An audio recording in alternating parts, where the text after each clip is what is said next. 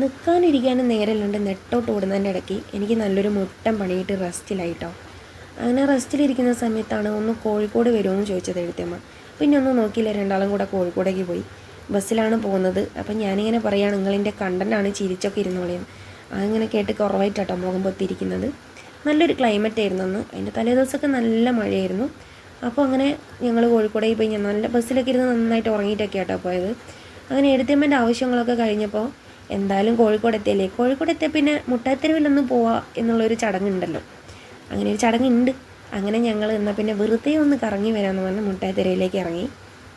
വെറുതെ പോയാണ് കേട്ടോ, ഒരാവശ്യമില്ല. കണ്ട സാധനങ്ങളൊക്കെ വില ചോദിച്ച് ഇങ്ങനെ തിരിച്ച് മറിച്ചൊക്കെ നോക്കി ഇങ്ങനെ വരാമല്ലോ എന്ന് വിചാരിച്ചു. ഈ ഒരു ഡ്രസ്സ് നമ്മൾ ഷോപ്പിലും കണ്ടിരുന്നു. അപ്പോൾ പിന്നെ ഇവിടെ അവിടെ ആയിട്ട് എന്തെങ്കിലും റേറ്റിൽ വ്യത്യാസമുണ്ടോ, അങ്ങനത്തെ ഓരോ കൗതുകങ്ങൾ. സമയം ഒന്ന് പോകണമല്ലോ. അങ്ങനെ അതിൻ്റെ ഇടയ്ക്ക് ഒന്ന് മഴ ഇങ്ങനെ ചെറുതായിട്ട് പെയ്യാൻ തുടങ്ങി. അപ്പം പിന്നെ ഞങ്ങളിങ്ങനെ കുറച്ച് കുഞ്ഞുങ്ങൾക്കുള്ള കുറച്ച് സാധനങ്ങളൊക്കെ ഇങ്ങനെ നോക്കി. അങ്ങനെ കുറച്ച് ഡ്രസ്സൊക്കെ കുഞ്ഞുങ്ങൾക്കൊക്കെ വാങ്ങിച്ചു.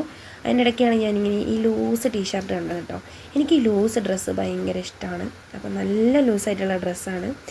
അങ്ങനെ ഞാനൊന്ന് വാങ്ങിച്ചു. നല്ല ചീപ്പ് റേറ്റ് കിട്ടിയതുകൊണ്ട് വാങ്ങിച്ചതാണ്.